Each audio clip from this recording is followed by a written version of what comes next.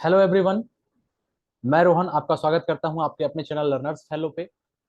और आज हम ये बेहद ही इंपॉर्टेंट टॉपिक के बारे में बात करने जा रहे हैं। कई साथियों का कमेंट आ रहे थे, रिक्वेस्ट आ रहे थे कि कुछ कंफ्यूजन उन्हें है, उन्हें क्लियर किया जाए। आज इस वीडियो में हम बात करेंगे कि कैसे एसएससी जीएसटी यानी एसएससी जूनियर हिंदी ट्रांसलेटर का जो एग्जाम है वो सीजीएल से बेहतर है कई मायनों में। ठीक है। दूसरी बिंदु क्या है, जो है कि आज किसे तैयारी करनी चाहिए। ठीक है, ये भी काफी लोगों के मन में प्रश्न होता है, काफी साथियों के मन में कि कौन लोग हैं या किन्हें एसएससी जीएसटी की तैयारी करनी चाहिए और किसे एसएससी सीजीएल की तैयारी करनी चाहिए। काफी जो है ये एक कैडर का एग्जाम है, समझ लीजिए ऐसा ही है। और वीडियो के अंत में हम ये भी बात करने जा रहे हैं कि जो अभी एसएससी जीएसटी 2022 वाले में नियुक्त हुए हैं, जिसमें मेरा भी सिलेक्शन हुआ है, बता दूं मेरा कैग में सिलेक्शन हुआ है।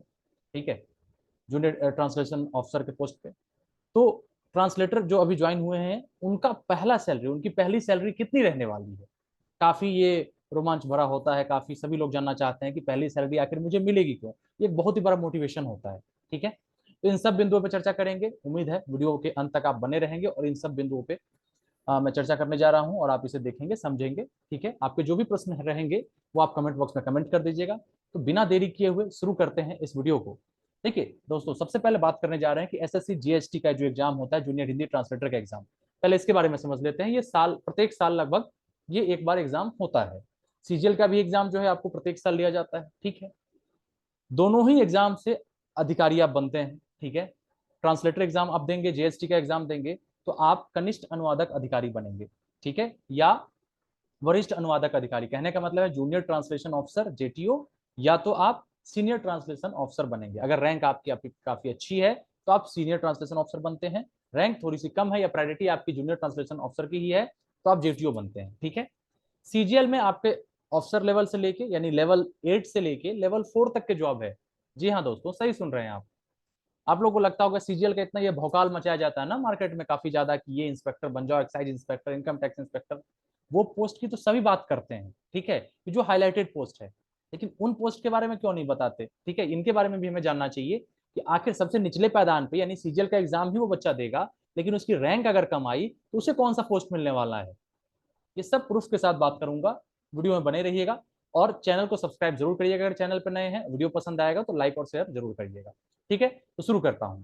देखिए, जीएसटी का एग्जाम साल में प्रत्येक मतलब एक बार होता है। ठीक है, इसमें आपको इंग्लिश ग्रामर और हिंदी ग्रामर से पेपर 1 में प्रश्न आते हैं। ठीक है, 100 नंबर के, 200 नंबर का आपका प्री होता है। और मेंस में आपका 50 नंबर का इंग्लिश एसे, 50 नंबर का हिंदी एसे, 50 नंबर के आपके आएंगे इंग्लिश टू हिंदी ट्रांसलेट करना, और 50 मार्क्स का हिंदी टू इंग्लिश ट्रांसलेशन, यानी सब मिला के 200 का आपका मेंस हो गया डिस्क्रिप्टिव पेपर। पहला ऑनलाइन एग्जाम होता है ऑब्जेक्टिव।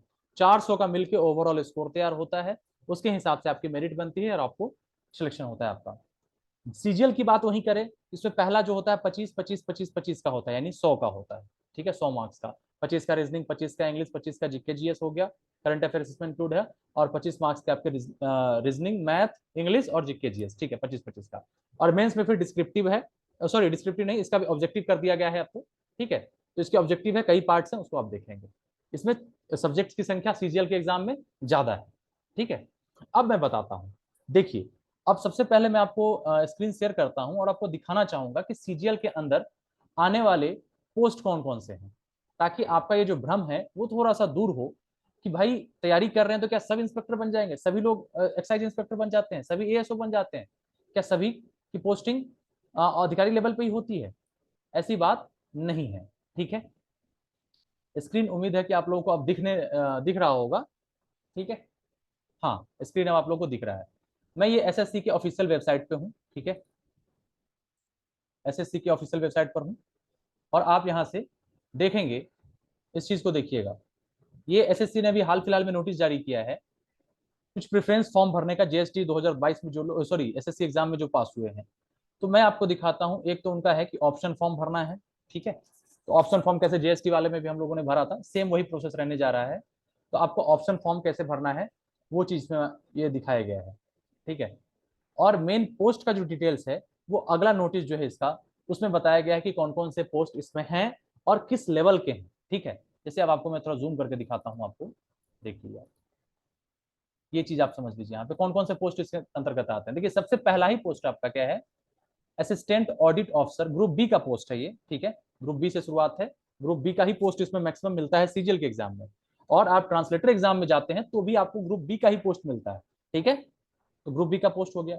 गैजेटेड पोस्ट है ये, सबसे टॉप मोस्ट पोस्ट जो है सीजीएल का आपका ये है, गैजेटेड पोस्ट है, लेवल 8 की सैलरी इसमें मिलती है, Indian audit and account department CAG के अंतर्गत ये आता है, ठीक है। मेरा भी सिलेक्शन इस बार ट्रांसलेटर वाले में हुआ है, इसी डिपार्टमेंट में, Indian audit and account department CAG के अंतर्गत ये आता है, ठीक है। चलिए, तो अब ये तो सीजीएल के एग्जाम के थ्रू आपको ये गैजेटेड पोस्ट मिलेगा, जीएसटी के थ्रू तो नहीं मिलेगा, जीएसटी के थ्रू आप ट्रांसलेटर बनेंगे। तो ये चीजें देख लीजिए, दो पोस्ट आपके गैजेटेड है, असिस्टेंट अकाउंट ऑफिसर, और बाकी जो भी पोस्ट है असिस्टेंट सेक्शन ऑफिसर, ये सब है, ढेर सारे पोस्ट है, इनकम टैक्स इंस्पेक्टर है, एक्साइज इंस्पेक्टर है, ऑडिटर है, अकाउंटेंट है, सुप्रिटेंडेंट, यूडीसी अपर डिविजनल क्लर्क है, ये सब चीजें तो ये हो गई, ठीक है। अब मैं बात करना चाहूंगा कि आपको एक मिनट मैं दिखा दूं आपको।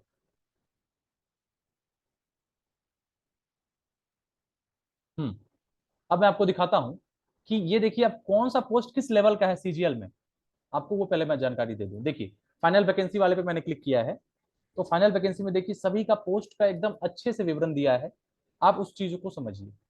सीधा भागना नहीं है, हम लोगों को पढ़े लिखे लोग हैं, ठीक है, और ट्रांसलेटर एग्जाम करने आप तैयारी करना है तो पोस्ट ग्रेजुएट एटलीस्ट आप हैं, ठीक है, काफी हाई क्वालिफिकेशन वाला ये एग्जाम है। अब समझिए आप, पहला जो पोस्ट है, आपको मैं थोड़ा सा जूम कर दूं, आपको देखने में आसान होगा। देखिए यहाँ पे ये जो है आपका, ये पहला देखिए, ये सबसे टॉप मोस्ट जो पोस्ट है आपका, जो A01 कोड है, ये इंडियन अकाउंट डिपार्टमेंट, वही जो कैग वाला बताया मैंने आपको, इसके अंतर्गत assistant audit officer group B का है, नॉन मिनिस्ट्रियल है, लेकिन ये गैजेटेड पोस्ट है, ठीक है, और ये ग्रुप बी में आता है, और इस बार वैकेंसी 498 है, वैकेंसी को छोड़िए, आप ये समझिए यहाँ पे, आप एज लिमिट है 18 से 30, और इसका जो पे लेवल है ना, ये देखिए लेवल 8 की है, यानी 47,600 से लेके 1,51,100 के तक जाती है इसकी बेसिक पे, जो आपको यहाँ से बढ़ती है यहाँ तक चली जाएगी, ठीक है। तो ये लेवल 8 की है, दो पोस्ट लेवल 8 की है, अकाउंट ऑफिसर और ये ऑडिट ऑफिसर वाला, ठीक है, लेवल 8 की, बाकी सब जितने हैं वो लेवल 7 है, यानी लेवल 8 इसका टॉप मोस्ट पोस्ट है, ठीक है, टॉप मोस्ट सैलरी जो आपको है वो लेवल 8 वाली मिलेगी। बाकी आप देखिए, सेंट्रल सेक्रेटेरिएट इंटेलिजेंस ब्यूरो में आप असिस्टेंट सेक्शन ऑफिसर बनते हैं, एएसओ बनते हैं, जितने भी एएसओ वाले हैं, इसका मैं आपको दिखाता हूँ, ये जितने एएसओ हैं, ठीक है, असिस्टेंट सेक्शन ऑफिसर, इनका जो लेवल है वो लेवल 7 है, ठीक है। ये देखिए सबका लेवल 7 है, यानी 44,900 से 1,42,400 तक जाता है, ये लेवल 7 वाले सब है, ठीक है।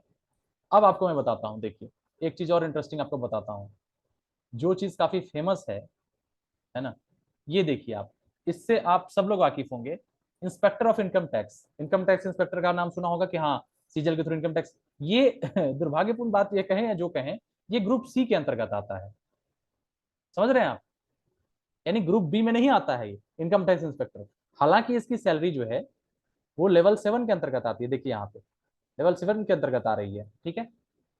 और बाकी मैं आपको दिखाता हूँ, ये देखिए इंस्पेक्टर है, प्रिवेंटिव ऑफिसर है, जो भी असिस्टेंट है।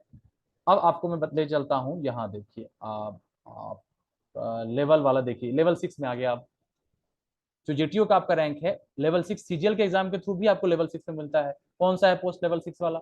असिस्टेंट है फॉरेंसिक डिपार्टमेंट में, ठीक है, फॉरेंसिक साइंस सर्विस में असिस्टेंट है। और नीचे में दिखाता हूँ कि इसमें कहाँ तक आपको मिल सकता है। ये जितने प्रचार प्रसार किए जाते हैं ना, कोचिंग इंस्टीट्यूट वाले अधिकारी बनो, ये सभी अधिकारी नहीं बनते हैं सीजीएल के थ्रू, रियलिटी में बता रहा हूँ आपको। देखिए यहाँ पे लेवल 6 की जॉब तो है ही ढेर सारी, ये है देखिए, ये सब लेवल 6 की जॉब है ना। आगे बढ़ते हैं, पोस्ट में आपको दिखा दूंगा फिर बाद में, ये लेवल 6 देखिए, अब लेवल 5 भी है इसमें, ट्रांसलेटर से नीचे वाला पोस्ट भी इसमें है। कौन सा है भाई? देखिए लेवल 5 वाले जितने हैं अब शुरू हो गए, ये दिखाता हूँ मैं आपको, लेवल 5 ऑडिटर, कैग के अंदर के जो ऑडिटर है, अकाउंटेंट है, ये सब सारे पोस्ट क्या है, ये सब सारे पोस्ट आपके जूनियर अकाउंटेंट है, ये सभी पोस्ट जो है आपके देखिए लेवल 5 वाले हैं, ठीक है। अब मैं आपको दिखाता हूँ लेवल 4 वाले, देखिए लेवल 4 तक आता है इसमें पोस्ट, ये देखिए अब लेवल 4 में कौन कौन से पोस्ट आ रहे हैं, ये देखिए सीनियर एडमिनिस्ट्रेटिव असिस्टेंट, अपर डिविजनल क्लर्क, यूडीसी का नाम आपने सुना होगा, अपर डिविजनल क्लर्क, ये सब लेवल 4 में आते हैं भाई, ठीक है। जॉब कोई बुरा नहीं है, लेकिन आपको ये चीज समझना होगा किस एग्जाम के अंतर्गत, किस एग्जाम के थ्रू हम कहाँ तक जा सकते हैं। लेवल 4 भी है इसमें, देखिए ये सब लेवल 4 है, ठीक है। अपर डिविजनल क्लर्क जितने भी है नारकोटिक्स मिनिस्ट्री ऑफ फाइनेंस में, ठीक है, ये सब लेवल 4 यानी ग्रुप सी के पोस्ट भी सीजीएल के थ्रू मिलता है आपको। बात समझ में आ गई? तो यहाँ पे आप देखिए ये सब लेवल 4 वाले भी हैं। ठीक, पोस्ट की बात कर लूं तो एक बार आप पोस्ट पे नजर देख लीजिए। यूडीसी तो था ही, ठीक है, आपका असिस्टेंट वाला हो गया पोस्ट, ठीक है, इंस्पेक्टर वगैरह आप बनते हैं, एग्जामिनर, ये सब आपका ग्रुप बी पोस्ट है, लेवल 7 में आएगा, ठीक है, ये सब लेवल से एएसओ आप बनते हैं, है ना।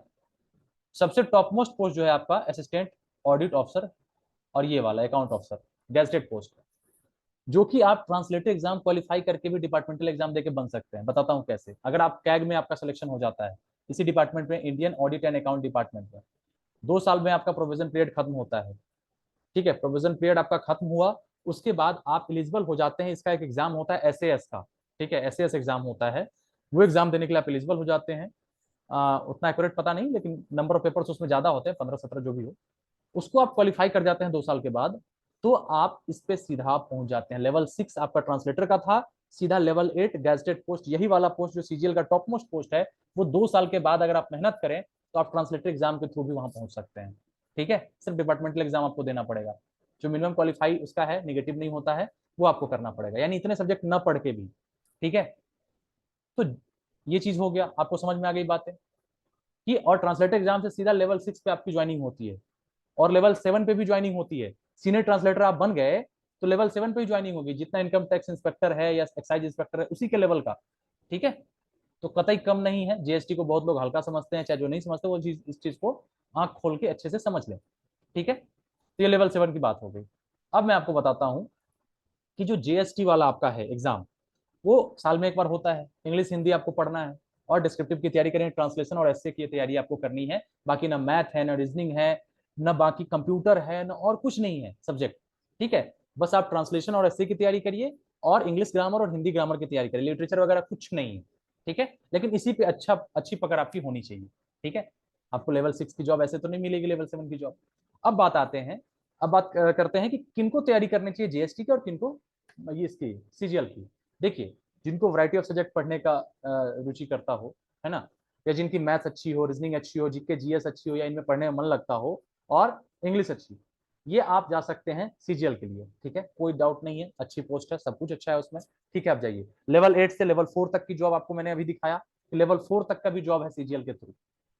सीजीएल जो कर गया तो ऐसा नहीं कि बहुत अधिकारी बन जाएगा, लेवल 4 में भी जाएगा, लेवल 5 में, लेवल 6 में, लेवल 7, लेवल 8, ठीक है। ये चीज हो गया। जीएसटी में आप ट्रांसलेशन ऑफिसर बन जाते हैं, जूनियर ट्रांसलेशन ऑफिसर बढ़े तो लेवल 6 होगा और लेवल 7, ठीक है। और जिनको लगता है कि नहीं मैं इतने सब्जेक्ट्स नहीं पढ़ सकता, ठीक है, इतने सब्जेक्ट्स मेरे बस की नहीं है, मेरा मैथ ठीक है तो इंग्लिश नहीं ठीक है, ये ठीक है वो ठीक है, इस तरीके से, तो आपकी अगर इंग्लिश और हिंदी में रुचि है, ठीक है, आपको काफी ज्यादा इंटरेस्ट है इंग्लिश और हिंदी ग्रामर पढ़ने में, लिटरेचर की बात भी छोड़ दीजिए, और लेखन शैली आपकी ठीक है, ऐसे वगैरह आप लिख सकते हैं या ट्रांसलेशन की प्रैक्टिस कर सकते हैं, हमेशा से पढ़ते आए हैं, तो आपको सिर्फ और सिर्फ जीएसटी की तैयारी करनी चाहिए। जीएसटी के एग्जाम का जो नोटिफिकेशन है वो अगस्त में आने वाला है, अभी से भी आप तैयारी करेंगे तब जुड़ सकते, तैयारी कर सकते हैं। अपने चैनल जो लर्नर्स फेलो का चैनल है, वहाँ पे फ्री ऑफ कॉस्ट तैयारी कराई जा रही है, मैं ही तैयारी करवा रहा हूँ जितना मुझसे हो पा रहा है। फ्री ऑफ कॉस्ट तैयारी के लिए आप जुड़ सकते हैं, वहाँ पे डिस्क्रिप्शन बॉक्स में हमारा व्हाट्सएप ग्रुप का लिंक भी है, वहाँ से आप ज्वाइन कर लीजिएगा। प्रत्येक रात 10 बजे फ्री ऑफ कॉस्ट क्लासेज चल रही है, वहाँ से आप ज्वाइन कर लीजिए, ठीक है। वीडियो पसंद आ रही है तो लाइक करिएगा और चैनल को सब्सक्राइब जरूर कर लीजिएगा। अब बात आती है कि ये तो हो गया, चलो ठीक है, लेवल 7 समझ लिया, लेवल 6 समझ लिया, सीजीएल का समझ लिया। अब बात आती है कि भैया मुझे सैलरी कितनी मिलेगी, या आप मेरे बारे में पूछेंगे कि आप अभी ज्वाइन करने वाले हैं, मेरा ये क्या कहते हैं, क्या की तरफ से अपडेट नहीं आया है, बस स्टेट अलॉट होना है, उसकी लिस्ट जारी होनी है, उसका ज्वाइन हो जाएगा महीना 1.5 महीने के अंदर, सब लोग आपको ऑफिस में मिलेंगे, जितने भी जीएसटी 2022 वाले सिलेक्टेड कैंडिडेट है, ठीक है। तो सैलरी कितनी मिलेगी, पहली सैलरी, अभी डीए जो है, महंगाई भत्ता, डियरनेस एंड अलाउंस जो है 38% से 42% हो गया है, तो वो कितनी, मतलब उसका क्या फर्क पड़ेगा सैलरी पे। पहली सैलरी आपकी कितनी होने वाली है, या जीएसटी को ज्वाइन अभी के डेट में करेगा तो उसकी सैलरी कितनी रहेगी पहले महीने की, इस पे बात करते हैं। चलिए ध्यान से समझिएगा, एक एक चीज को समझाऊंगा, इसके बाद आपको कोई वीडियो देखने की जरूरत नहीं पड़ेगी, और अच्छा सा मोटिवेशन आपको मिलेगा, और पढ़ने में आप जुड़ जाइए, ठीक है। देखिए आप, सीधा मैं आपको ले चलता हूँ वहां पे। आप समझ लीजिए 3 तरह के सिटीज को 3 भागों में बांटा गया है, एक्स ग्रेड, वाई ग्रेड और जेड ग्रेड की सिटी, ठीक है। एक्स आपका सबसे टॉप मोस्ट सिटी जो हो गया मेट्रोपॉलिटन सिटी, जो एकदम बढ़िया शहर, सबसे बड़ा शहर, दिल्ली वगैरह ये सब, ठीक है। वाई ग्रेड का सिटी उससे थोड़ा सा कम लेवल का जो शहर है, जैसे मान लीजिए पटना हो गया आपका, ठीक है, प्रयागराज हो गया, इस तरह की जो शहर, ठीक है। और जेड ग्रेड की सिटी जो है, यानी उससे भी थोड़ा सा लो ग्रेड कह सकते हैं, या कह सकते हैं कि जिसमें सुविधाएं थोड़ी सी कम है, या जो भी है ना, तीन तरह के ग्रुप में बांटा गया, ठीक है, एक्स वाई जेड। तो एक्स वाले में आपको, सॉरी, जेड से शुरू करते हैं, जो सबसे कम लेवल का, जो है थोड़ा सा उतना डेवलप सिटी नहीं है, उसमें आपको 9% मिलते हैं। 9% किस चीज का? डीए, ठीक है। 9% आपको मिलेगा, सॉरी, हाउस रेंट जो है आपको 9% मिलेगा, ठीक है। उसके बाद थोड़े से डेवलप सिटी जैसे पटना वगैरह, प्रयागराज में आपकी पोस्टिंग अक्सर होती है, तो 18%, ठीक है, 18% आपको मिलता है हाउस रेंट, ठीक है। ये काफी ज्यादा सैलरी को प्रभावित करता है, हाउस रेंट। और अगर आप दिल्ली वगैरह में पोस्टिंग हो गई, कोलकाता हो गई, ठीक है, बेंगलोर वगैरह में हो गया आपको पोस्टिंग, तो ये एक्स ग्रेड सिटीज में आएंगी, और आपको 27% मिलेगा बेसिक पे का, ठीक है। चलिए इसको अच्छे से मैं समझाता हूँ। देखिए, एस क्लास का जो है सैलरी कैलकुलेशन ऑफ बेसिक पे, किसी साइट पे है आपका, ये है जो भी साइट, देख लीजिएगा, 7th पे कमीशन पे, मैं आपको, ये सही है, मैं जानकारी दे रहा हूँ। तो ये 35,400 आपका बेसिक पे है, ठीक है। बेसिक पे होता है आपका जिसपे सभी कुछ आपका कैलकुलेट होगा। तो जो ट्रांसलेटर है लेवल 6 का बेसिक पे आपका 35,400 से शुरुआत है, ठीक है। अब देखिए, चूंकि एक्स क्लास सिटी है, तो एचआरए आपको, हाउस रेंट अलाउंस, एचआरए का मतलब 27% मिलने जा रहा है। ये सबसे पहले मैं एक्स क्लास, यानी जिनकी पोस्टिंग बता दूं किस किस शहर में, हैदराबाद, दिल्ली, अहमदाबाद, बेंगलोर, ठीक है, greater Mumbai, Pune urban area जो भी है, चेन्नई का अर्बन एरिया और कोलकाता का अर्बन एरिया जो भी है, इन सब शहर में जिनकी पोस्टिंग होगी वो एक्स सिटीज में आती है। उनका एचआरए जो हाउस रेंट मिलेगा वो 27% मिलेगा। किसका? 35,400 का, 35,400 का 27% आप निकालिए, ठीक है। और इसका लेवल 6 का जो ग्रेड पे है वो 4200 ग्रेड पे है मेरे भाई, ठीक है, 4200 ग्रेड पे की जॉब है। अब देखिए, तो बेसिक पे आपका हो गया एक्स ग्रेड सिटी में 35,400, डीए जो है, यानी कि 42% अगर आप निकालेंगे 35,400 का, तो वो आपका आएगा 14,868, 14,868, ठीक है। हाउस रेंट 27% चूंकि मिलेगा आपको 35,400 का, तो 35,400 का 27% अगर आप निकालेंगे तो 9,558 आता है, ठीक है। एक्स सिटीज की बात कर रहा हूँ। कौन सा था? दिल्ली, हैदराबाद, अहमदाबाद, ये सब। ट्रांसपोर्ट अलाउंस, आपको यात्रा करने के लिए पैसे दिए जाते हैं 3600, ठीक है।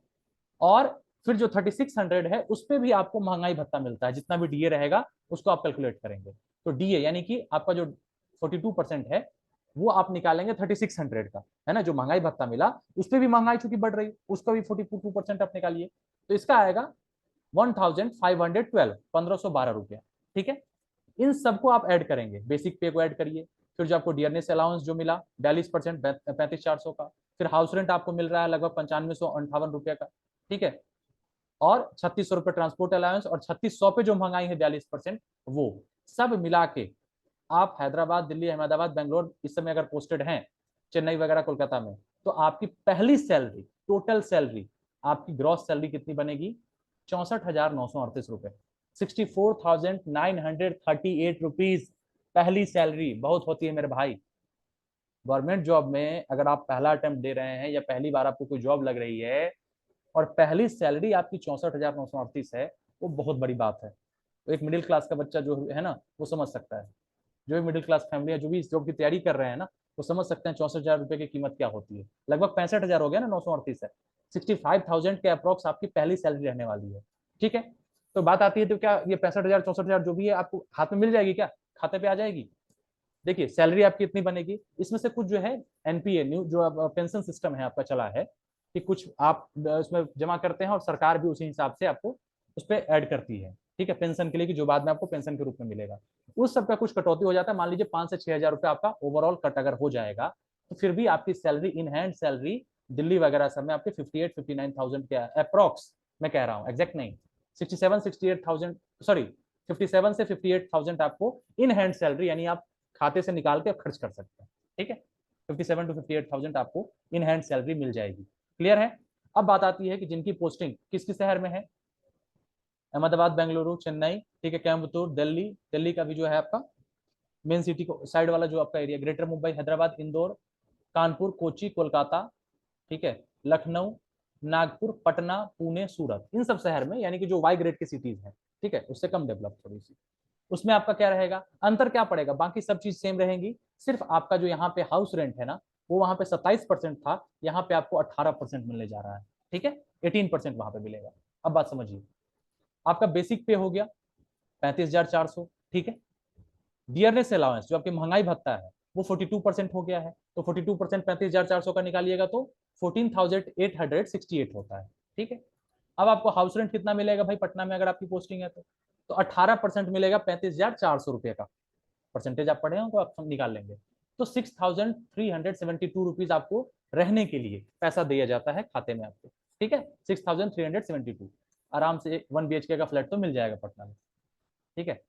ट्रांसपोर्ट अलाउंस आपको आने जाने के लिए जो है वो कितना मिलेगा 3600, और इस पे भी 42% आपको महंगाई भत्ता दिया जाता है, डियरनेस अलाउंस DA, तो वो 1512 रुपये हो गए। अगर आप इसको ऐड करते हैं तो ये आपका ग्रॉस सैलरी, अगर कोई पटना में ज्वाइन कर रहा है या सूरत में या पुणे में, जो भी वाई ग्रेड की सिटीज हैं, नाम मैंने पढ़ दिया है, तो 61,752 रुपीज उसको मिलने जा रही है ग्रॉस सैलरी, ठीक है। लगभग लगभग ये 62,000 रुपये।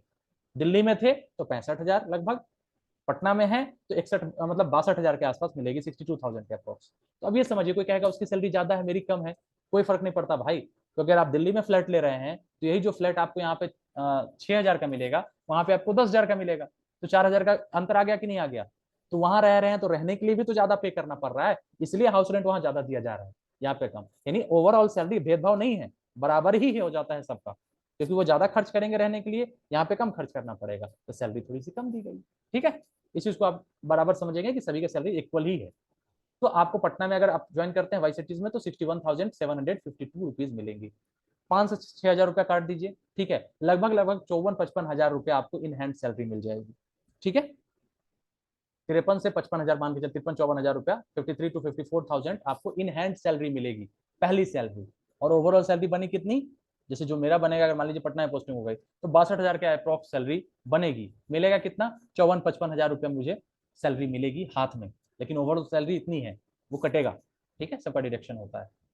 क्लियर है, बहुत होती है मेरे भाई, पहली ज्वाइनिंग सैलरी बहुत होती है इतनी, समझ के चलिए। इससे बड़ा मोटिवेशन क्या होगा आपको, ठीक है, कि सैलरी भी इतनी अच्छी खासी मिल रही है, हफ्ते में 2 दिन की छुट्टी रहती है, ठीक है, शनिवार और रविवार, जहाँ तक मुझे जानकारी मिली है, ठीक है। और क्या चाहिए, तो वाई ग्रेड का आपका हो गया। अब देखिए इसमें क्या है, कह रहा है कि वाई ग्रेड वाई क्लास का सैलरी है, लेकिन क्या है इसमें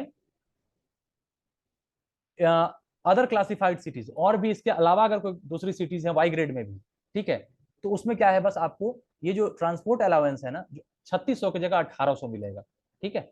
जिसमें कौन कौन से शहर है देख ले सकते हैं, वारंगल, ग्रेटर विशाखापट्टनम, ठीक है, जम्मू, जमशेदपुर, रांची, ठीक है, गुलबारा, ये सब, तिरुवनंतपुरम, त्रिशूर, मलाबारपुरम, ये सब आप पढ़ लेंगे, मेरठ वगैरह है, गाजियाबाद, अलीगढ़, आगरा, बरेली, ठीक है, ये सब आपका है।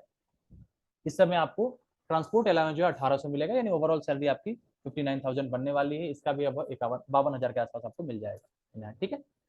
अब आते हैं x grade city, sorry x हो गया, वाई हो गया, जेड पे आते हैं। इसमें आपका देखिए बेसिक पे 35,400 सबका सेम है, डीए भी 42%, ये 14,868 रुपया तो सबको मिल ही रहा है।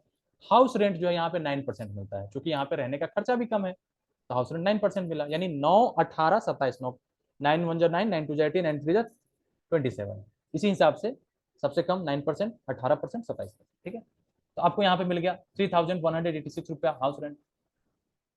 और इसमें और क्या कहते हैं, ट्रांसपोर्ट अलाउंस 1800 रुपये मिलेंगे, ठीक है। डीए जो आपका मिलेगा महंगाई भत्ता ट्रांसपोर्ट अलाउंस पे, वो इसका आपका मिलेगा 42% निकाल लीजिए, 756 रुपीज। ओवरऑल सैलरी आपकी एक्स ग्रेड सिटी में आपको कितनी मिलने वाली है, 56,010 रुपए, ठीक है, 56,000 टोटल सैलरी आपकी बनी। और आपको क्या है इसमें कट जाएगा मान लीजिए 4-5-6 हजार रुपया, तो लगभग लगभग 50,000 के आसपास आपको इन हैंड सैलरी मिलने वाली है। तो कोई भी शहर में आप रहें, इससे क्या समझ में आएगा कि किसी भी शहर में आप रहेंगे 50,000 रुपया हाथ पे आपके आना है, ठीक है, सैलरी तो बन रही है ओवरऑल बहुत ज्यादा।